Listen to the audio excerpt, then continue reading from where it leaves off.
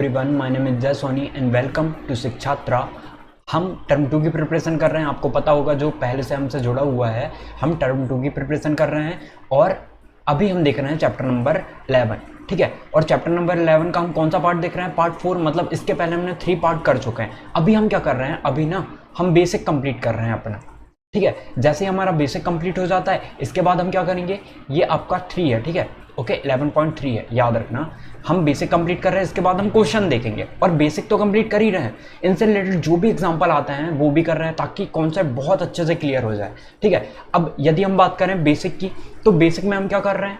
Basic में हम देखते हैं कि लॉजिकल तरीके से याद रखने की ट्रिक भी देख रहे हैं हम, और यदि ज़रूरत है तो ठीक है, और हम ये भी देखते हैं कि कहाँ से आया, पर कहाँ से आया ये इंपॉर्टेंट नहीं है, ये कभी भी नहीं आएगा आपको। ठीक है, थोड़ा जल्दी देखना चाहो तो स्किप भी कर सकते हो वो वाले पार्ट को, यदि नहीं देखना है तो हम ही स्किप करके चलेंगे। बाकी आपको मैन याद रहना चाहिए। यदि हमें गिवन है, जैसे हमने पार्ट 1, 2, 3 में देखा है क्या गिवन है, हमें लाइन के बारे में हमने बहुत अच्छे से देखा था। ठीक है, यूनिकली कैसे डिफाइन कर सकते हैं हम प्लान और लाइन को, दोनों तरीके देखे थे हमने। अभी हम देखते हैं। ओके, तो हम देखो आज की वीडियो में क्या क्या देखने वाले हैं। हम देखेंगे equation of a plan. Okay, equation of a plan passing through their 3 non collinear points. ठीक है, जो कितने पॉइंट से होके जाता है? 3 कोलिनियर पॉइंट से होके जाता है। Intercept form of the equation of a plan. ठीक है, देखो एक एक को डिस्क्राइब भी करते चलता हूँ ताकि अच्छे से क्लियर हो सारी चीजें। देखो हम क्या देखेंगे? Equation of a plan passing through 3 non collinear points. ऐसे इक्वेशन देखेंगे जो 3 नॉन कोलिनियर पॉइंट से होके जाता है। मतलब वो पॉइंट ऐसे नहीं होंगे, लगातार पॉइंट एक ही लाइन पे नहीं होंगे, वो अलग अलग लाइन पे होंगे इस तरीके से। ठीक है, ऐसे ऐसे पॉइंट हो सकते हैं, वो ये नॉन कोलिनियर पॉइंट हो गए तीनों। तो इस तरीके से देखेंगे plan passing, one second, plan passing the intersection of 2 given plans. ठीक है, तो हमें 2 गिवन प्लान दिए होंगे जिन पे हमें इंटरसेक्शन लगाना है। उनके इंटरसेक्शन समझते हो? जैसे ये 2 लाइन है, ओके, ये 2 लाइन हो गई, इन दोनों लाइन में इंटरसेक्शन पॉइंट ये हो गया, तो इससे एक और लाइन जा रही है इनके इंटरसेक्शन पॉइंट से। तो यही दिया है कि 2 ऐसे प्लान हो गए, ये 2 प्लान हो गए, 2 प्लान के इंटरसेक्शन जो है उससे तीसरा प्लान आया हुआ है। ठीक है, इस तरीके से। तो ये देखेंगे coplanarity of 2 lines, okay, distance of a point from a plane, ये सारी चीजें डिस्कस करेंगे और रिलेट करके देख रहे हैं हम कि 2D से 3D से कैसे। तो आप पढ़ रहे होगे तो आपको अच्छे से क्लियर हो रहा होगा। ठीक है, अब देखते हैं equation of a plan passing through 3 non collinear point. अब देखो, यदि मैंने कहा, सबसे पहले ये देखते हैं, यदि वो 3 नॉन कोलिनियर पॉइंट नहीं होके वो क्या हो जाते हैं? लगातार पॉइंट हो जाते हैं। इसका मतलब क्या होगा? तो यदि ये लगातार पॉइंट हो गए ना, एक ये पॉइंट हो गया, एक पॉइंट हो गया, ये एक पॉइंट हो गया, ऐसा समझो कि आपकी बुक है। ठीक है, बुक होती है ऐसी, बुक ऐसे होती है। तो बुक में जो है, यदि हम कोलिनियर पॉइंट को जहां से वो बाइंडिंग होती है, जैसे कोई बुक है, ये कोई बुक हो गई, एक सेकंड कलर चेंज कर लेता है ताकि अच्छे से क्लियर हो। जैसे यही बुक हो गई एक, ठीक है, तो यहां से बाइंडिंग हुई है, यहां से सारे पेज जुड़े हुए हैं। ठीक है, यदि मैं एक पेज को निकालता हूं तो ये भी इसी लाइन पे जुड़ा हुआ है, इसी पेज को निकालता हूं दूसरे पेज को तो ये भी इसी लाइन पे है। ठीक है, तीसरे पेज को, मतलब हम कई सारे इनफाइनाइट प्लान बना सकते हैं 3 कोलिनियर पॉइंट से। तो हमें यूनिकली प्लान नहीं मिलेगा, यूनिक प्लान नहीं मिलेगा एक, तो हम क्या करें? इसलिए हम कोप्लानर, नॉन कोप्लानर लेते हैं। मतलब 2-3 जो है वो अलग अलग पॉइंट हैं, 3 नॉन कोलिनियर पॉइंट्स, ओके, इसलिए लेते हैं हम ताकि हमारा आंसर आ जाए। अब देखो हमने क्या देखा था, अब हमें याद क्या रखना है? हमें ये याद रखना है कि r minus A vector r minus vector A into vector R S, cross product निकालना है आर टी के बीच में। क्रॉस प्रोडक्ट में ऑर्डर बहुत मैटर करता है, ये याद रखना है, 0, ठीक है, इक्वल टू 0। इसको हम ऐसे भी लिख सकते हैं कि vector R minus vector A, क्यों लिख रहे हैं वो भी बताएंगे हम। ठीक है, याद रखना है। लेकिन आपको यदि हमें दिया है कि इक्वेशन निकालो प्लान की, यदि वो 3 नॉन कोलिनियर पॉइंट से जा रही होगी तो हमें क्या दिया होगा? हमें वो तीनों पॉइंट दिए होंगे तो हम निकालेंगे। ठीक है, तो इस तरीके से होगा। तो देखो vector R minus A vector B minus A into cross vector C minus A. अब है क्या चीजें वो देखते हैं हम। ठीक है, हमने क्या किया, एक प्लान ले लिया, ये एक प्लान हो गया हमारा, ये प्लान दिख रहा होगा आपको, ये वाला। ठीक है, अब इस प्लान पे हमने ना 3 नॉन कोलिनियर पॉइंट रख लिए। कौन कौन से पॉइंट हो गए? एक ये पॉइंट हो गया P, एक R पॉइंट हो गया और एक S पॉइंट हो गया। तो ये 3 पॉइंट ले लिए। अब हमें पता है, हम ना जब भी एक पॉइंट रहता है तो हम एक पोजीशन वेक्टर लेते हैं, लेते हैं। तो वैसे ही यदि 3 पॉइंट है तो भी हम एक पोजीशन वेक्टर ले रहे होंगे जो कि टी है। ओके, तो अब हम ऐसा, या फिर ऐसा करते हैं, हमने ना 3 पॉइंट कौन कौन से ले लिए, आर एस और टी ले लिया। 3 पॉइंट हमने कौन कौन से ले लिए, आर एस और टी, ऐसे याद रखो आर एस और टी, क्योंकि हम पी को ना, पी जो है हमारा स्टैंडर्ड फॉर्म हो गई पोजीशन वेक्टर की, पी फॉर पोजीशन, ठीक है। तो पी से हम पोजीशन वेक्टर ले रहे हैं, तो पी को हमने पोजीशन वेक्टर ले लिया, और इसे याद रखना, इसे वेक्टर आर से भी डिनोट करते हैं। वेक्टर आर मतलब ओरिजिन से इस पॉइंट तक की डिस्टेंस, पोजीशन वेक्टर तक की डिस्टेंस। हमने 3 पॉइंट ले लिए, 3 नॉन कोलिनियर पॉइंट है, देखो ये है ना, एक ही लाइन पे नहीं है तीनों, इसका मतलब ये अलग अलग हो गए। अब हमने r को वेक्टर a से डिनोट कर दिया, s को वेक्टर b से डिनोट कर दिया, और t को वेक्टर c से डिनोट कर दिया। ओके, क्लियर हुआ होगा। हम ये कैसे ला सकते हैं वो देख रहे हैं। अब देखो, यदि हम r और t की बात करें, r और t की बात करें हम, ठीक है, तो देखो यदि हम निकालें rs और rt, ठीक है, rs और rt की बात करें तो आपको पता होगा जब भी हम क्या करते हैं, दो वेक्टर का क्रॉस प्रोडक्ट निकालते हैं, rs वेक्टर rt, तो हमें क्या मिलता है, हमें एक वेक्टर मिलता है इन दोनों के। जैसे देखो, हमने ऐसा देख रहा था, हम ऐसे देखे थे हमने कि यदि ये i है, i कैप है, ये j कैप है और ये k कैप है, तो यदि हम i और j क्रॉस निकालते हैं, i क्रॉस j निकालते हैं, तो हमें क्या मिल रहा था, k मिल रहा था यानी। तो सिमिलरली हम क्या बोल सकते हैं, rs और rt यदि हैं हमारे, ठीक है, इनके बीच में क्रॉस प्रोडक्ट निकालेंगे तो इनके परपेंडिकुलर लाइन मिल रही होगी। तो परपेंडिकुलर क्या है, परपेंडिकुलर वेक्टर क्या है, rs क्रॉस प्रोडक्ट rt के साथ, ठीक है, vector rs cross product rt के साथ, ठीक है, यही है। इसमें ऑर्डर बहुत मैटर करता है, rs क्रॉस rt ऐसे पढ़ते हैं, vector rs cross rt, vector rt। Okay, I hope आपको क्लियर हुआ होगा। तो हम क्या निकाल रहे हैं, जब भी हम rs और rt के बीच में क्या निकालेंगे, वेक्टर निकालेंगे, तो हमें क्या मिल रहा होगा, हमें एक इनके परपेंडिकुलर एक वेक्टर मिलेगा जो कि इनका क्रॉस प्रोडक्ट रिप्रेजेंट कर रहा होगा, ठीक है, ये हो गया। तो अब देखो, अब हम क्या कर रहे हैं, यदि हम क्रॉस प्रोडक्ट निकालते हैं, जब हम डॉट प्रोडक्ट निकालते हैं किसका, r माइनस ए है क्या, तो देखो ये वेक्टर r हो गया, पोजीशन वेक्टर r हो गया ये, और माइनस ए मतलब pr की बात करें हम, यदि हम pr की बात करें, वेक्टर pr कैसे निकलता है, वही ट्रायंगल सम का फॉर्मूला, एक तरफ वाले को एक तरफ जोड़ लेते हैं, तो r वेक्टर r और आपका इस तरीके से आएगा। देखो ये वेक्टर a और वेक्टर pr, ये इस लाइन पे है, वेक्टर a, यहाँ देख लो vector a plus vector pr equal to क्या होगा, वेक्टर r होगा। तो हमने pr को यहीं रखा, pr की वैल्यू निकाल लेते हैं, vector r minus vector a लिख दिया हमने, ठीक है। और देखो pr डॉट यदि हम ये निकालें, ये तो ये परपेंडिकुलर है, और जब भी हम परपेंडिकुलर की बात करते हैं तो cos 90 कितना हो जाता है, 0 हो जाता है, इसलिए ये वैल्यू 0 आई हुई है, ठीक है। तो इनसे रिलेट करके देखते हैं हम, तब समझ में आता है कि हम कैसे कर रहे होंगे। तो अब rs rt को क्या लिख सकते हैं, देखो वही एंगल सम की प्रॉपर्टी से, सॉरी ट्रायंगल जो वेक्टर लॉ लगाते हैं ना हम सम का ट्रायंगल पे, तो वो वाली प्रॉपर्टी से हम क्या लिख सकते हैं, b माइनस ए और c माइनस ए, rs और rt को क्यों लिख सकते हैं, ये आपको मैंने इसको डिफाइन करके बता दिया, किसे, pr को डिफाइन करके बता दिया कैसे आता है, वैसे ही सिमिलरली ये भी आते हैं, तो ये लिख दिया हमने। अब इसका यदि हम कार्टेशियन फॉर्म देखेंगे, तो कार्टेशियन फॉर्म में आपको पता है कि जो वेक्टर r है उसकी स्टैंडर्ड फॉर्म क्या होती है, उसकी standard form xi plus yj plus z होती है, और जो आपका वेक्टर a हो गया, इसे हमने x1i plus y1j plus z1k मान लिया, ठीक है। वैसे ही वेक्टर b को मान लेना, वैसे ही वेक्टर c को मान लेना, वही x2i प्लस y2j, और यहाँ पे वैल्यू रखना, तो आपको ये मिल जाएगा, याद रखना, ठीक है। तो बहुत सिंपल है। अब यदि आ जाता है, हमें क्या आता है, equation of a plane passing through 3 non collinear points, हमें इक्वेशन बतानी है प्लेन की कि यदि वो 3 नॉन कोलिनियर पॉइंट से जा रहे हो, 3 नॉन कोलिनियर पॉइंट से मतलब हमें, देखो हमें पोजीशन वेक्टर मतलब क्या होता है, पोजीशन वेक्टर मतलब होता है, जैसे देखो यहाँ पे ओरिजिन हो गया, ओरिजिन से ये कोई पॉइंट हो गया x y और z, ये अपना पोजीशन वेक्टर होता है। तो मतलब यदि मैं OP वेक्टर निकालना चाहूँ या वेक्टर r बोल सकते हैं इसे, वो कितना आता है, xi plus yj plus z के आता है या नहीं आता, आता है। तो बस सेम कंडीशन है ये। तो वेक्टर a किसे रिप्रेजेंट करता है, एक पॉइंट को, b किसे रिप्रेजेंट करता है, पोजीशन वेक्टर b किसे रिप्रेजेंट करता है, आपका ओरिजिन से उस दूसरे पॉइंट को, ठीक है। c किसे रिप्रेजेंट करता है, ओरिजिन से उस तीसरे पॉइंट को, ठीक है। तो यहां से यहां तक के डिस्टेंस को हम क्या कह देते हैं, डिस्टेंस की यदि बात मैं कर रहा हूँ तो स्केलर बोल रहा हूँ मैं। वेक्टर याद रखना है ना आपको, मतलब वेक्टर ओटी की बात करें तो वो कितना होगा, वेक्टर ओटी वेक्टर सी होगा। तो हमें दिए होंगे पॉइंट, यदि हमें पॉइंट दिए हैं, एग्जाम्पल भी देखेंगे हम इसका, तो कैसे निकाल सकते हैं वो देखेंगे, ठीक है।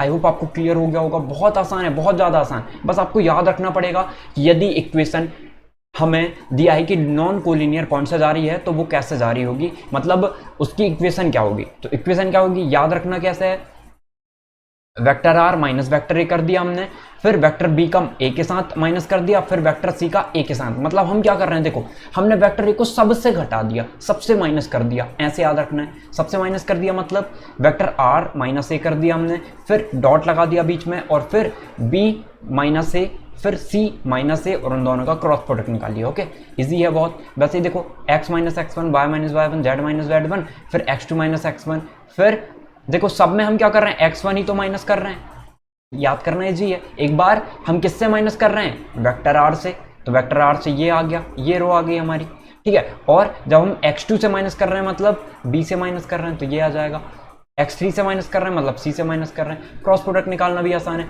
अब देखते हैं क्वेश्चन। देखो find the vector equation of the plane passing through the points. तो हमें क्या बताना है, वेक्टर इक्वेशन बतानी है। वेक्टर इक्वेशन यदि हमें वो भी बोलता तो हम वो भी निकाल लेते, कार्टेशियन फॉर्म भी निकाल लेते इसकी प्लान की, ठीक है। तो देख लेते हैं। देखो हमें दो पॉइंट दिए हैं आर एस और टी, तो हम लेट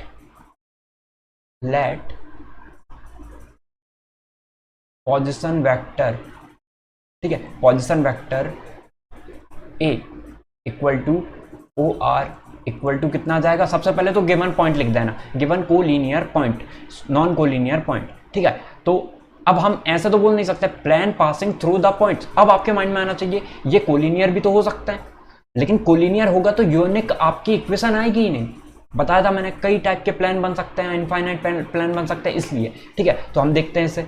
तो अब देखो 1 second, find the vector equation of the plane passing through the points R, vector R. तो आप क्या लिख सकते हो, पोजीशन वेक्टर निकाल लो, कितना आ जाएगा 2i plus 5j minus 3k, ठीक है। वैसे ही वेक्टर बी कैसे बोल सकते हैं हम, वेक्टर बी बोल सकते हैं लेट, मान रहे हैं हम ये चीज़ है, let position vector A equal to O R, origin से जाता तो पोजीशन वेक्टर होगा। सबसे पहले गिवन भी लिख देना क्या क्या है, जो भी पॉइंट लिखे हुए हैं। तो इसे हम ओ एस भी बोल सकते हैं, vector O S equal to कितना आ जाएगा -2i माइनस 3j, ठीक है, प्लस 5k। अब देखो यदि हम वेक्टर सी की बात करें तो ये क्या होगा, ये होगा vector O T equal to 5i plus 3j minus 3k। Okay, अब देखो अब हम क्या काम करते हैं, अब हम सीधे प्लेन की इक्वेशन निकालते हैं, ठीक है।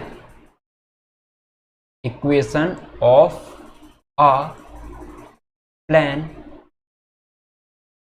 When plane passes through 3 non collinear points. लिख दोगे ऐसा, लिखना कैसे मैं ये भी बताते जा रहा हूँ, बहुत इंपॉर्टेंट है लिखना। अब ऐसा नहीं कि सोशल साइंस बना दिया, कुछ भी लिखे जा रहे हैं, ऐसा भी नहीं है, ठीक है। मेन पॉइंट लिखना है हमें। अब देखो अब क्या लिख देंगे हम, क्या है हमें पता है कि एक बार ना जब हम वेक्टर फॉर्म निकालते हैं, वेक्टर एक लाइन निकालते हैं, तो क्या कैसे याद किया था हमने, हम ना एक बार वेक्टर आर में से वेक्टर ए को माइनस करेंगे, वेक्टर ए को तो माइनस करना ही है हमें, फिर डॉट लिखते हैं हम, फिर क्या लिखते हो, फिर वेक्टर बी कितना है,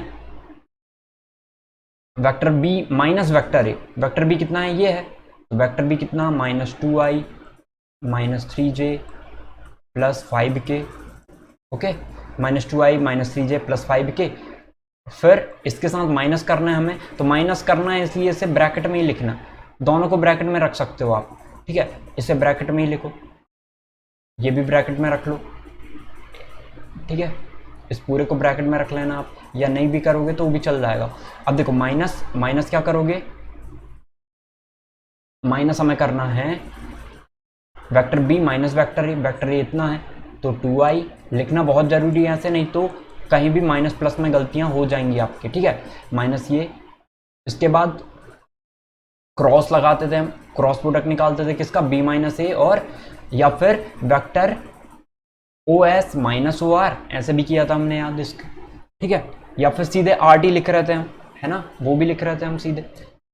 तो अब देखो अब कैसे करोगे, तो इसको करने के लिए हमने क्या किया, क्रॉस निकाल लिया इनके बीच में, और क्रॉस प्रोडक्ट किसका निकालेंगे, सी माइनस ए का। एक बार ए को आर से माइनस करेंगे, फिर बी से, फिर सी से कर दो माइनस। सी कितना आया है, सी देखो क्रॉस प्रोडक्ट है तो इनके बीच में भी आप ऐसा लगा सकते हो, एक आपने जो कर्ली ब्रैकेट है वो लगा दिया, ठीक है। तो अब देखो, अब यदि हम सी से माइनस करें तो सी कितना है, 5i plus 3j minus 3k, important है, ठीक है। ब्रैकेट लगाना, ब्रैकेट नहीं लगाओगे माइनस प्लस में गलती हो जाएगी, हो सकता है नंबर भी आपके काट लिए जाएं। 5j minus 3k, okay. तो ये रख गया। अब इसे सॉल्व करना है बस। तो वेक्टर r माइनस वेक्टर ए को तो ऐसे ही रहने दो, ठीक है। ऐसे ये लिख सकते हैं हम, वेक्टर r माइनस वेक्टर ए कितना है, 2i प्लस माइनस 5j। देखो माइनस का मैं डायरेक्ट मल्टीप्लाई कर रहा हूँ, माइनस 5j और प्लस का 3k, ये आ जाएगा। फिर इन दोनों को माइनस कर लेना और क्रॉस ये कर देना आप लोग, ठीक है। तो हमें क्या करना है, देखो क्रॉस प्रोडक्ट तो उसमें निकालना नहीं है हमें, कार्टेशियन फॉर्म में निकालते हैं, कार्टेशियन फॉर्म में निकालते हैं, लेकिन वेक्टर फॉर्म में ऐसे ही रखना है, वेक्टर की ही फॉर्म में रखना है उसे, तो ये याद रखना। तो बस सॉल्व करते हैं अब इसे हम। देखो माइनस 2i है, माइनस का 2i लिख दिया हमने, कलर चेंज कर लेते हैं ताकि क्लियर हो अच्छे से आपको। माइनस 2i है, minus 3j minus plus 5k, plus minus में बिल्कुल पेशेंसली चलना है, बिल्कुल गलती नहीं करनी है। माइनस का 2i आ जाएगा, माइनस 5j और माइनस माइनस प्लस का 3k, ओके। तो ये आ गया हमारा। क्रॉस निकालना है किसके साथ, 5i plus 3j minus 3k, minus का अंदर मल्टीप्लाई कर दो तो माइनस 2i माइनस 5j और minus minus plus 3k, okay. अब देखो, अब क्या करें, बस इतना ही रखना है हमें, ठीक है। इसको और आगे सॉल्व करना है, वेक्टर फॉर्म ही रखना है हमें, तो हम इसको ऐसे ही रखेंगे। आर की वैल्यू कब रखते हैं हम, आर की वैल्यू तब रखा जाता है जब आप इसकी जो कार्टेशियन फॉर्म निकाल रहे हो प्लान की। तो अब देखो माइनस 2i कितना हो जाएगा, माइनस का 4i, minus 3j minus 5j कितना हो जाएगा, माइनस का 7j, plus 5k plus 3k कितना हो जाएगा, प्लस का 8k, ठीक है। इसका कार्टेशियन हमें क्रॉस प्रोडक्ट निकालना है किसके साथ, इसको ब्रैकेट में रख लेना। इसका क्रॉस प्रोडक्ट निकालना है, 5i माइनस 2i कितना आ जाएगा, माइनस का प्लस का 3i, ठीक है। 3j और माइनस 5j कितना आ जाएगा, माइनस का 2j, माइनस का 2j आ गया, कैप लगाना नहीं भूलना है। और माइनस 3k प्लस 3k से कैंसिल हो गया, मतलब यही आपका वेक्टर फॉर्म हो गया। कार्टेशियन फॉर्म निकालना है, कैसे निकालोगे यदि आपको कार्टेशियन फॉर्म निकालनी है तो कैसे निकालोगे, कार्टेशियन फॉर्म में हमें कुछ भी नहीं करना है, यहाँ पे हमें सीधे फॉर्मूला रखना है। क्या, एक बार हम क्या कर रहे हैं, आर वाली फॉर्म से माइनस कर रहे हैं, मतलब x माइनस ए कितना है बताओ, ए के कौन कौन से पॉइंट थे, ए के पॉइंट 2, ठीक है। यहाँ पे क्या जाता y माइनस 5 और यहाँ पे क्या जाता z माइनस 3, मतलब z प्लस 3 लिख देते हैं, ओके। अब s यहाँ पे क्या है, x माइनस 2 है। अब ये कितना आ जाता आपका, इसकी वैल्यू एक बार हम b से माइनस करते हैं ना, ये b है, तो माइनस टू ऐसे करते तो ये -4 आ जाता, ठीक है। -3 -5 माइनस का 8, तो ऐसे आता जाता, ओके। तो बहुत इजी है, -5 और 3 8, ठीक है। तो ऐसे करना है हमें, ओके, कोई हार्ड नहीं है। देखो 5 और 3 8 आता ना, हमने यहाँ 7 लिख दिया है, 7 नहीं 8 आएगा, और 5 और 3 8, अब सही है ये, ठीक है। 2 कॉमन भी निकाल सकते थे, नहीं ऐसे ही भी रख सकते हैं, ओके। तो ये इस तरीके से लिखोगे आप, ओके। आई होप आपको क्लियर हो गया होगा। अब नेक्स्ट देखते हैं हम। देखो नेक्स्ट में क्या दिया है हमें दिया है यहाँ पे intercept form of the equation of a plane. Intercept form क्या होती है, हमने 11th में पढ़ा था, जब भी हम लाइन के इंटरसेप्ट निकालते हैं, जैसे ये हमारा 2D में हो गया, तो ये किसे रिप्रेजेंट करता है, ये करता है A0 को, और ये किसे रिप्रेजेंट करता है, ये करता है अपना 0 B को। तो हम कैसे लिखते थे, x के अपॉन में a प्लस y के अपॉन में b इक्वल टू 1। तो बस ये समझो, अब 3D में दिया हुआ है आपको, तो 3D में हमें ये पॉइंट दिए हैं, ये a0 0 हो जाएगा, ये 0 b 0 और ये 0 0 c, तो हम ऐसे लिख सकते हैं, ओके। बहुत आसान है। अब हमें याद कैसे रखना है, क्वेश्चन कैसे आएगा, क्वेश्चन ऐसे आएगा, find the equation of the plane with intercept 2 3 and 4 on the x y and z axis respectively। क्या इसमें हमें वेक्टर फॉर्म निकालना है, बिल्कुल भी नहीं, वेक्टर फॉर्म इसका होता ही नहीं है, सीधे आपको निकालना है कार्टेशियन फॉर्म। कार्टेशियन फॉर्म मतलब क्या होता है, जिसमें i j k नहीं होते, वही कार्टेशियन फॉर्म होता है। तो हम कैसे लिख देंगे, सीधे x के अपॉन में 2 प्लस वाई के अपॉन में 3 प्लस जेड के अपॉन में 4 इक्वल टू 1, और ये आपका आंसर हो जाएगा बस। ठीक है, हमें दिया है एक्स वाई और जेड एक्सेस से रिस्पेक्टिवली। यदि ये अलग अलग दिए होते कि 2 जो है वाई के साथ बना रहा है तो वाई के अपॉन में 2 लिखते हैं। ओके, आई होप आपको क्लियर हो गया होगा, यही सीधे आपका आंसर होगा। अब देखते हैं नेक्स्ट। देखो, plan passing through the intersection of 2 given plans. Intersection of 2 given plans मतलब ये 2 प्लान है पाई 1, एक पाई 1 हो गया और एक पाई 2 हो गया, इनका इंटरसेक्शन ये दिख रहा है हमें, ये वाला पॉइंट। ठीक है, यहां से जाने वाला एक पॉइंट, एक जो है प्लान है, plane passing through the intersection of 2 given planes. 2 given plane से जाने वाला क्वेश्चन कैसे आएगा? Find the vector equation of the plane passing through the intersection of the planes. Vector R point i plus j plus k, vector k equal to 6 and r dot equal to -5 and the point. तो हमें क्या दिया है? Find the vector equation of the plane passing through the intersection of the plans. मतलब ये 2 plan हो गए आपके, 2 प्लान। कैसे समझेंगे ये प्लान है? अरे हमने पढ़ा था ना, vector r dot vector n equal to क्या आ रहा था? Vector r equal to n equal to d आ रहा था, यही आ रहा था। यहाँ पे यूनिट वेक्टर था, यूनिट वेक्टर नहीं है तो हम बना रहे थे, तो ऐसे कर रहे थे हम। ठीक है, तो देखते हैं। अब इसे हम क्या मानते हैं? वेक्टर n, ऐसे मानते हैं हम। ये भी चीज आपको याद रखनी है। तो देखो, अब हमें क्या दिया है? हमें ये दिया है कि जब भी ऐसी कंडीशन बने कि 2 प्लान दिए हैं और उनका इंटरसेक्शन से एक तीसरा प्लान जा रहा है, तो उसका फॉर्मूला क्या होगा? ये वाला होगा। अब ये कैसे? तो हमें क्या पता है? हमें पता है कि एक इक्वेशन मान लेते हैं कि r1 हो गया, ठीक है, पाई 1 वाला, इसका पोजीशन वेक्टर अलग होगा, इसका पोजीशन वेक्टर अलग होगा। इंटरसेक्टिंग फॉर्म पे कॉमन ले सकते हो आप, ठीक है। तो हम ऐसा लेते हैं कि जो वेक्टर r है ना, पोजीशन वेक्टर, देखो इंटरसेक्टिंग फॉर्म है, मतलब यहाँ पे जो भी पॉइंट होगा वो इन दोनों को सेटिस्फाई कर रहा होगा। यहाँ पे जो भी पॉइंट आते हैं वो इन तीनों को ही सेटिस्फाई कर रहे होंगे। हम ऐसा भी बोल सकते हैं, यहाँ पे जो भी पॉइंट आते हैं वो तीनों को ही सेटिस्फाई करेंगे। तो हम एक काम करते हैं, यहाँ पे हम ऐसा ले लेते हैं कि जो वेक्टर r है, ठीक है, d डिस्टेंस बताता है वहाँ से, तो डिस्टेंस भी दोनों की सेम ही होगी, ठीक है। तो वेक्टर r, और आप इसको देखो, हमने ये देखा था कि यहाँ पे यदि यूनिट वेक्टर हो चाहे वेक्टर हो, हम क्या करते थे? इक्वेशन को तो यही रखते थे, इक्वेशन यही रहती थी, बस हम किसी से दोनों साइड में डिवाइड कर देते थे, यही हो रहा था वहाँ पे। तो हम इक्वेशन चेंज नहीं कर रहे थे। तो आप इसे vector n equal to D भी लिख सकते हो, ठीक है। अब ये vector r vector n equal to D हो गया। अब देखो, अब हम 2 इक्वेशन ले लेते हैं, दोनों इंटरसेक्टिंग, जो इंटरसेक्ट कर रहे हैं ना दोनों प्लान। तो देखते हैं हम ना, वेक्टर r पोजीशन वेक्टर जो है वो यहाँ कहीं से जा रहा होगा ओरिजिन से, तो ये पोजीशन वेक्टर हो गया, वो दोनों के लिए है इन इंटरसेक्टिंग फॉर्म पे, ठीक है। तो इसे n1 ले लेते हैं, इसे d1 ले लेते हैं, ये n1 हो जाएगा, ये d1 हो जाएगा, ठीक है। एक और ले लेते हैं, ये क्वेश्चन सॉल्व नहीं कर रहा हूँ मैं, ये फॉर्मूला कहाँ से आता है मैं वो बता रहा हूँ आपको, ठीक है। आप चाहो तो स्किप कर सकते हो ये वाला part. n2 vector n2 equal to d2, ऐसा लिख सकते हैं हम। वेक्टर लिखें चाहे यूनिट वेक्टर लिखें, बात एक ही है, बताया था मैंने वहां पे आपको। अब देखो, अब हम एक काम करते हैं, हमें तो ये फॉर्म लेके आनी है, तो हम एक काम करते हैं कि हम ना इसमें लैम्डा से मल्टीप्लाई कर देते हैं और जोड़ देते हैं। हम इसे इक्वेशन 1 देते हैं नाम, इसे इक्वेशन नंबर 2 दे देते हैं। अब हमने क्या किया, इक्वेशन 1 में हमने इक्वेशन 1 में 1 को वैसे ही रखा, हमने n1 वेक्टर ऐसे ही रखा, और वेक्टर जो इक्वेशन 2 है उसमें लैम्डा से मल्टीप्लाई कर दिया और इनको जोड़ दिया, हमने इनको जोड़ दिया।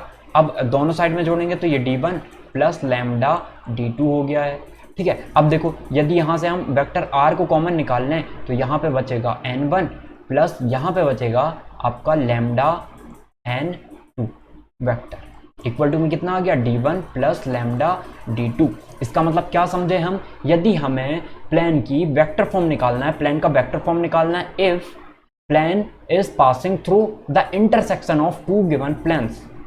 जब हमें प्लान की इक्वेशन निकालनी है, कौन से प्लान की, कि वो 2 प्लान के इंटरसेक्टिंग पॉइंट से गुजर रहा हो, ठीक है। तो क्या होगा, तो हम सीधे लिखेंगे कि वेक्टर r सबके लिए एक सा होता है, तो वेक्टर r लिख दिया हमने। और फिर हम क्या करेंगे, n1 ये है और n2 ये है, n1 और n2 की वैल्यू रख देंगे हम, ठीक है। तो देखो, तो n1 की वैल्यू रख दो आप, और एंड द पॉइंट 1 1 1 इस पॉइंट से निकल रहा है, मतलब ये जो पॉइंट है ना 1 1 1 वो किसको सेटिस्फाई कर रहे होंगे, वो तीनों को सेटिस्फाई करेंगे, जो पॉइंट 111 है वो तीनों को सेटिस्फाई करेंगे, आपको ये याद रखना है।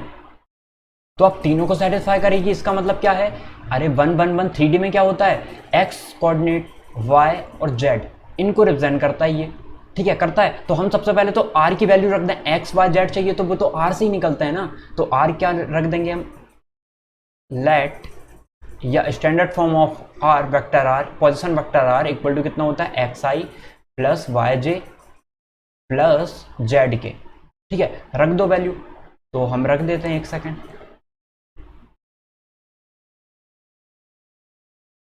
यहां पे, ठीक है, ब्लैक कलर ले लेते हैं ताकि अच्छे से क्लियर हो। तो रख दो वैल्यू, तो X I plus Y J plus Z K, okay, multiply vector N one क्या था, एन वन था आपका आई प्लस जे प्लस के, बताया था पहले कितना है, डी क्या है बताओ मुझे, डी जो है वो 6 है, डी1 जो है वो 6 है और डी2 जो है वो -5 है, याद रखना। तो डी1 कितना है, हमने आई जे के की वैल्यू रख दी है, प्लस वेक्टर आर मल्टीप्लाई करना है इनके बीच, लैम्डा वेक्टर एन टू कितना है, 2i plus 3j plus 4k, इतना ही है। डी1 कितना है, डी वन है 6 एंड -5 लैम्डा, डी2 इतना आ गया। अब बस एक काम करते हैं, यहाँ पे सॉल्व कर लेते हैं इनको। तो जब हम इनको जोड़ेंगे तो कितना आ जाएगा, यह आ जाएगा x I plus Y J, dot product निकालना है इनके बीच में, ठीक है, ये इतना आ गया।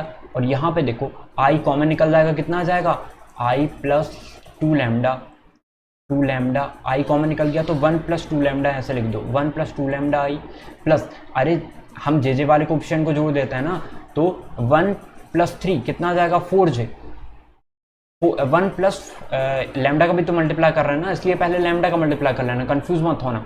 1 आई का कोएफिशिएंट 1 है और इसका कोएफिशिएंट क्या है, 2 लैम्डा, दोनों जोड़ देंगे 1 प्लस 2 लैम्डा, ऐसे ही 1 प्लस 3 लैम्डा, वैसे ही यहाँ पे जे आ जाएगा, प्लस यहाँ पे 1 plus 4 lambda, 1 plus 4 lambda. I hope आपको क्लियर हो रहा होगा हम क्या कर रहे हैं, नहीं क्लियर हो रहा है तो एक बार फिर से देखना, 6 - 5 लैम्डा। अब देखो एक्स एक्स का मल्टीप्लाई, आई वाले कोएफिशिएंट का मल्टीप्लाई कर दो जे वाले के वाले, तो एक्स मल्टीप्लाई 1 प्लस 2 लैम्डा ऐसे हो जाएगा, plus Y multiply 1 plus 3 lambda, ठीक है, प्लस जेड मल्टीप्लाई, जेड का मल्टीप्लाई करेंगे किसमें, 1 प्लस 4 लैम्डा में, इक्वल टू कितना है, 6 - 5 लैम्डा। अब वी नो दैट हमें क्या गिवन है, according to the question the plane is passes from the point on the point 111, ठीक है, टू द पॉइंट 111, तो कहाँ से पास करता है, 111 से, तो एक्स वाई और जेड की वैल्यू कितनी होगी, 1 होगी, तो 1 का मल्टीप्लाई करेंगे इतना ही आ जाएगा। वैसे यहाँ 1 का मल्टीप्लाई करेंगे 1 प्लस 3 लैम्डा ही आ जाएगा, प्लस यहाँ 1 का मल्टीप्लाई करेंगे 1 प्लस 4 लैम्डा ही आ जाएगा, 6 - 5 लैम्डा, तो 1 2 3, ठीक है, तो यहाँ कितना आ गया है, 6 - 3, 5 लैम्डा को इस तरफ ले आते हैं, प्लस का 5 लैम्डा आ जाएगा, 5 लैम्डा और 4 लैम्डा 9 लैम्डा, 9 लैम्डा और 3 लैम्डा, ठीक है, या 3 और 2 5 कर दो, 5 लैम्डा और 9 लैम्डा 14 लैम्डा हो जाएंगे, 14 लैम्डा, ठीक है, और 6 - 3 कितना आ गया, 3 आ गया, तो लैम्डा की वैल्यू कितनी आ गई, ये 14 लैम्डा है। एक बार फिर से जोड़ लेते हैं, 4 3 7, 7 और 2 8, 8 लैम्डा और 5 और जाएगा, तो 8, 8 और 5 13 होता है ना, 4 3 7 7 9, 9 और 5 14, ठीक है, ओके, इतना है।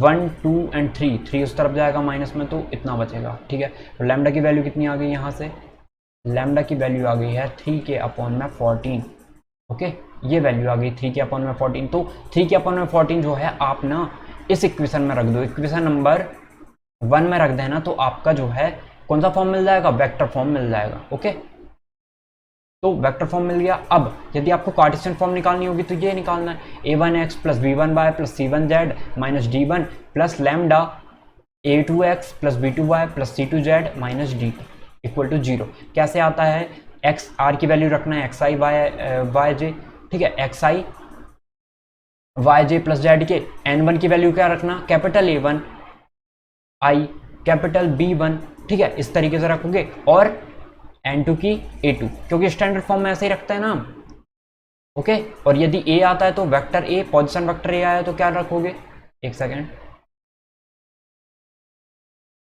एक सेकेंड एक सेकेंड, थोड़ा सा लेट काम कर रही है। हाँ ओके, तो आई होप आपको क्लियर हो गया होगा। अब नेक्स्ट पॉइंट देखते हैं। देखो, यदि हमें कोप्लेनरिटी ऑफ टू लाइंस बताना है कि दो लाइन जो है वो एक ही प्लान पे है, ठीक है। अब दो लाइन एक ही प्लान पे, इसका मतलब क्या हो रहा है, लाइन की इक्वेशन क्या होती है, सबसे पहले मुझे इतना बताओ, याद है वेक्टर आर क्या था, वेक्टर आर इक्वल टू था या वेक्टर आर प्लस था, बताओ, याद है। देखो हमने ये देखा था कि जो वेक्टर आर है वो होता है वेक्टर ए, मतलब वो वेक्टर जिसका हमें क्या निकालना है। और देखो एक हमें एक लाइन होती थी जिसका वेक्टर हम लेते थे, और प्लस प्लस हम क्या करते थे, प्लस इसके पैरेलल एक वेक्टर होता था, कौन सा वेक्टर, बी वेक्टर, जिसमें हम लैम्डा से मल्टीप्लाई करके लिखते थे, मतलब R equal to vector A plus lambda B vector, ये होता था।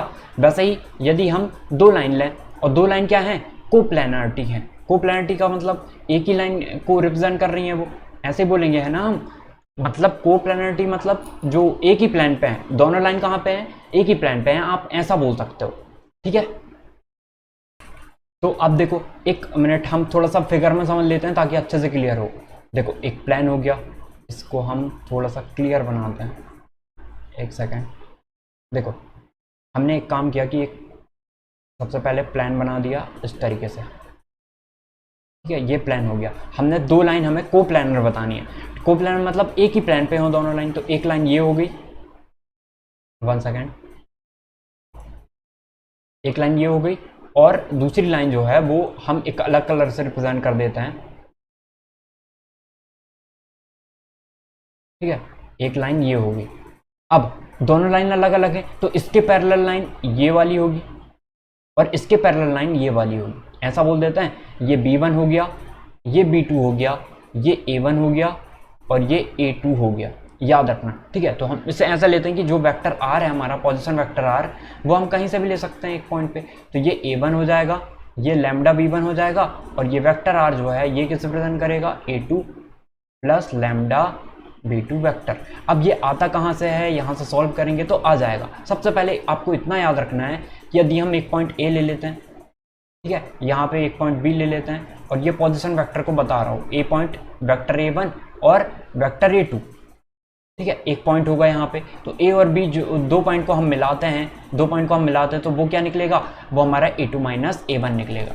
कैसे निकलता है वो मैंने कितने बार बताया है, वेक्टर के जो ट्रायंगल का लॉ होता है ना, सम वाला, उसकी साइड का, उससे उसके वेक्टर का सम, ठीक है। तो देखते हैं वहां से निकाल सकते हो ये कैसे होता है। तो ए बी याद रखना है आपको, वेक्टर ए बी जो है ये भी याद मत रखो, सीधे याद क्या रखोगे, यदि दो लाइन दी हैं, दो लाइन ये दी हैं, इसका मतलब A2 vector A2 minus vector A1 dot dot vector B1 cross vector B2, मतलब दोनों जो हमारी पैरेलल साइड हैं, पैरेलल लाइन है, उनका क्रॉस निकालना है, और जो दो हमारी लाइन है उनका A2 माइनस A1 निकालना है, ठीक है। अब A2 क्या है, A1 क्या है, B1 क्या है, B2 क्या है, वेक्टर समझोगे, वेक्टर में आप क्या समझोगे, लाइन समझोगे 3D में, तो आपको क्लियर हो जाएगा, ठीक है। अब देखो, अब हमें ये क्वेश्चन दिया है, सो दैट द लाइंस, ठीक है, हमें लाइन दी है आर कोप्लानर। यदि लाइन को कोप्लानर बताना है तो वो ये वाला 0 आना चाहिए हमारा, मतलब A2 गिवन है, A1 गिवन है, B1 B2,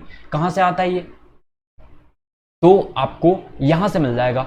हमने देखा था ना वहां पे ए किसे रिप्रेजेंट कर रहा था, अरे देखो x प्लस ये b के जो एलिमेंट थे वो किसे रिप्रेजेंट कर रहे थे, b के एलिमेंट इससे रिप्रेजेंट कर रहे थे, और ये क्या थे, a के एलिमेंट थे, ठीक है, जो लाइन निकाल रहे थे हम उसके एलिमेंट थे ये। तो वहां पे देखना बहुत अच्छे से क्लियर हो जाएगा आपको कि ये क्या है, ये ABC है, ठीक है, और ये ऊपर क्या है, x1 y1 z1, तो ये अच्छे से क्लियर हो जाएगा आपको। वहां पे x minus x1 y minus y1 z minus z1, ये लैम्डा की वैल्यू निकलती थी यहाँ की, वहां पे बहुत अच्छे से क्लियर किया था मैंने। तो यहाँ से देखो, यदि मैं कहूँ आपसे -3 1 एंड 5, ये क्या आ गया, ये ना A1 के आपके जो A1 वेक्टर है उसके क्या आ गए, ये रेशो आ गया, डायरेक्शन रेशोज आ गए, ठीक है। और जो 3 है ये किसका, वेक्टर B1 जो इसके पैरेलल होता है, उसके जो डायरेक्शन रेशोज हैं वो कितने आ गए, 3 -1 एंड -5। ठीक है, तो A1 रख देना, A1 कितना है, ठीक है, B1 कितना है, ये C1 कितना है, ये है, A2 कितना है, B2 कितना है, C2 कितना है, ये किसका रखोगे, इसका रखोगे, याद रखना, ठीक है। और x2 माइनस x1 क्या है, ये वाले पॉइंट, एक मिनट, A1 क्या बताया मैंने, A1 माइनस 3 1 5, और जो B1 है ना आपका, B1 हो गया 3 माइनस 1 एंड माइनस 5, मतलब इसे कैसे रिप्रेजेंट करोगे, इसे x1 y1 z1 से रिप्रेजेंट करेंगे, इसे हम कैसे रिप्रेजेंट करेंगे, A1 B1 C1 से, इसे कैसे रिप्रेजेंट करेंगे, A2 B2 C2 से, इसे कैसे, x2 y2 z2 से, याद रखना है ये चीज़। अब बस सीधे इस पे वैल्यू रखना है, यदि इक्वल टू 0 आ गया मतलब आपने सही किया है, रख देते हैं वैल्यू, रख के देखते हैं, देखो एक क्वेश्चन इस टाइप का भी कर लेते हैं। तो हमें कोप्लानर बताना है तो क्या होना चाहिए, यदि हमें कोप्लानर बताना है तो ये सेटिस्फाई करे x2 माइनस x1, x2 क्या है, 1 है, 1 माइनस 3 माइनस 2, इतनी आएगा। अब देखो -2, सॉरी यहाँ पे माइनस रहता था ना, x माइनस x1 ले रहे थे हम, तो ये -1 है, -1 और -3 कितना हो जाएगा, माइनस का 4 आएगा, याद रखना, माइनस का 4 आएगा। फिर 2 माइनस, यहाँ पे भी याद रखना ये -1 नहीं है, ठीक है, यहाँ पे x कंपैरिजन भी करोगे ना लाइन से, तो x माइनस x1 होता है, तो ये -3 है, बाकी ये प्लस में है, ये प्लस में है, ये याद रखना, ठीक है। वैसे ये -1 है, तो -1 और -3 माइनस का 4 हो जाएगा, ठीक है। अब ये 2 और ये कितना है, 1 है, तो 2 माइनस 1 कितना आ जाएगा, 1 आ जाएगा। 5 माइनस 5 कितना आ जाएगा, 0 आ जाएगा, ठीक है, ये चीज़ आपको याद रखनी है। 5 माइनस 5 कितना आ जाएगा, 0 आ जाएगा। अब देखो, अब हम क्या करना है, A1 B1 C1 को लिख देना सीधे, तो -3 1 एंड 5, और यहाँ नीचे क्या लिख देंगे, -1 2 एंड 5, ठीक है, कहीं गलती तो नहीं की हमने, देखो यहाँ पे -1 -3 -1 -3 -4 हो जाएगा, ठीक है। 2 माइनस 1 1 आ जाएगा, 5 माइनस 5 0। अब इसको 0 के इक्वल ला दिया, मतलब ये कोप्लानर होंगे, ठीक है, दोनों लाइन कोप्लानर। ये किसकी इक्वेशन है, कार्टेशियन फॉर्म है लाइन का। अब देखो सॉल्व कर लेते हैं, तो -4 को यहाँ रखते हैं, और 5 का मल्टीप्लाई 1 में, इसका मल्टीप्लाई इसमें, ये एरो नहीं बनाना एग्जाम में, आपको समझाने के लिए बता रहा हूँ। -5 10 हो गया, -1, फिर 1 का मल्टीप्लाई करोगे 5 में, 5 मल्टीप्लाई -3 माइनस का 15 आ जाएगा, और ये प्लस का 5 आ जाएगा 1 में, और ये तो पूरा 0 हो जाएगा, प्लस का 0 यही रखेंगे तो ये पूरा 0 हो गया। अब सॉल्व कर लो, तो -4 और 5 माइनस 10 कितना, माइनस का 5, तो मल्टीप्लाई माइनस का 5 आ गया, -15 प्लस 5 तो माइनस का 10, तो माइनस का 10 और प्लस का 10 आ गया, तो देखो ये कितना आ जाएगा, प्लस का माइनस का 20 आ गया। ये कहीं ना कहीं गलती की होगी हमने, तभी आंसर नहीं आ रहा है, एक सेकेंड, ये 2 है, ये 1 है, 2 माइनस 1 1 आ जाएगा, ठीक है। इसको क्रॉस करेंगे, इसको 5 3 जा 15 एंड 5 बन जा 5 प्लस का 5 और ये माइनस का, कहीं ना कहीं गलती कर रहे होंगे, एक मिनट चेक कर लेते हैं। देखो यदि इसको हम पहले लिख लेते हैं, A1 होगा क्या हमारा, देखो A1 B1 तो आसान है ना, हम x1 देखते हैं, x1 इक्वल टू कितना होगा, यहाँ देखो x1 इक्वल टू होगा -3 एंड x2 इक्वल टू होगा -1। यदि हम -1 में से -3 को माइनस करते हैं तो -1 प्लस का 3 आ जाएगा, मतलब प्लस का 2 आ जाएगा यहाँ पे, तो प्लस का 2 आएगा। तो अब देखो ये प्लस का 2 रहेगा, अब ये प्लस का 2 है तो ये प्लस का 2 होगा, अब ये प्लस का 2 है तो ये माइनस का 10 होगा, और प्लस का 10 0 आ गया, मतलब ये कोप्लानर हैं, हैंस प्रूव्ड। ऐसे करना है, ओके। तो एक बार फिर से देखना, समझ में नहीं आया होगा तो। अब देखो नेक्स्ट देखते हैं, distance of a point from a plane, plane से डिस्टेंस निकालनी है हमें।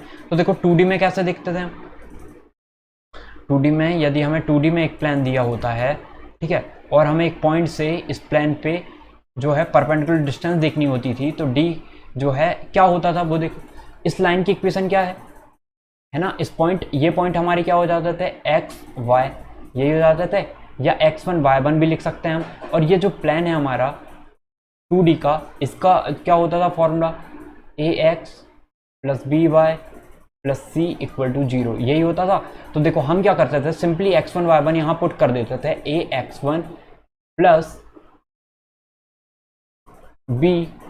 by1 प्लस c माइनस में डी कर देते थे हम, माइनस का डी मतलब जो भी डिस्टेंस होती थी उससे माइनस कर देते थे, और अपॉन में रूट में यहाँ पे ए का स्क्वायर आ जाता था और प्लस बी का स्क्वायर, ठीक है, ऐसे करते थे। तो बस यहाँ से याद रखो इसको। क्या करेंगे हम, देखो हमारे पास 3D में दिया हुआ है, अब 3D में दिया, एक प्लान दिया है 3D में, ठीक है, ये प्लान हो गया और एक पॉइंट हो गया 3D में ही है, तो x1 y1 z1 है, ठीक है। अब इस प्लान से यहाँ तक, इस प्लान से जो है इस पॉइंट की डिस्टेंस कितनी है, distance a point from a plan, एक पॉइंट से डिस्टेंस जो है क्या है ये निकालना है, distance of a point from a plan. तो देखो ये डिस्टेंस हो गई डी हो गई, फ्रॉम अ प्लान, प्लान से इस पॉइंट तक की डिस्टेंस। तो देखो तो हम क्या बोलेंगे, प्लान की इक्वेशन क्या होती है, प्लान की इक्वेशन होती है, दिया हुआ है हमें A X plus B Y plus C Z, ठीक है, प्लस सी इक्वल टू 0, यही होता है। या फिर हम इस सी को जो है डी समझ के चलते हैं, है ना। तो डी देखो इस प्लान पे हम समझेंगे, अभी इतना याद रखो कि A X plus B Y plus C Z plus C equal to 0 होता है।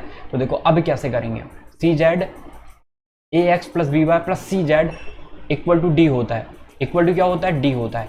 ये प्लान का इक्वेशन है, हमारे प्लान की है equation, A X plus B Y plus C Z equal to D होता है। याद रखना वहाँ क्या पढ़ा था, L X plus M Y plus N Z, ये पढ़ा था इक्वल टू डी, वही है ये भी, A X plus B Y plus C Z equal to D. तो एक काम करो, A X plus B Y plus C Z, क्या माइनस डी लिख सकते हैं, बिल्कुल लिख सकते हैं। अब हमें पता है कि ये जो पॉइंट है इसको सेटिस्फाई करेंगे, तो A X one plus B Y one याद कैसे रखना है वो भी बता दिया मैंने, सी जेड वन माइनस का डी, और अपॉन में क्या करते हैं, इनके एक्स वाई और जेड के कोफिशिएंट का स्क्वायर रूट करके स्क्वायर का सम कर दो, ठीक है। तो A square plus B square plus C square यही आ जाता है, बस ये आपका फॉर्मूला हो गया। तो ये आंसर हो जाएगा, बस सॉल्व करना है इसे और आपका आंसर आ जाएगा। Find the distance of a point 2 5 3 from the plan. अब प्लान दिया है तो जो जो चीज़ें मैंने बताई वो चीज़ें हमें लिखनी पड़ेगी। तो अब देखते हैं इस क्वेश्चन को कैसे सॉल्व करेंगे हम, ठीक है, बहुत इजी है, बहुत इजी है ये क्वेश्चन। देखो सबसे पहले हमें ये पता होना चाहिए जो मैंने अभी अभी बताया आपको, इसका वेक्टर फॉर्म कार्टेशियन फॉर्म दोनों पता होने चाहिए। इससे हम स्टैंडर्ड इक्वेशन से जो है कंपैरिजन करेंगे, तो वेक्टर आर डॉट ये क्या होता है, वेक्टर एन हो जाता है इक्वल टू डी, या यूनिट वेक्टर लिखते हैं। यूनिट वेक्टर कब होगा, जब इनका जो आई जे के कोफिशिएंट है उनके स्क्वायर का सम जो है 1 होता है, ठीक है, तब आएगा ये, तो आएगा नहीं ये 1, तो हम वेक्टर एन मान के चलेंगे यहाँ पे। तो वेक्टर एन कितना है, वेक्टर एन इक्वल टू दिया हमें 6i minus 3j plus 2k, ठीक है। और ये हमें क्या है, find the distance of a point, उस पॉइंट की डिस्टेंस इतनी दी है हमें 2 5 एंड माइनस 3। अब 2 5 एंड माइनस 3 क्या है, तो देखो x1 किसे रिप्रेजेंट करता है आपको पता है, इसको a के कोफिशिएंट को, तो वेक्टर a इक्वल टू कितना आ जाएगा, vector a equal to 2i plus 5j minus 3k, ये आ जाएगा।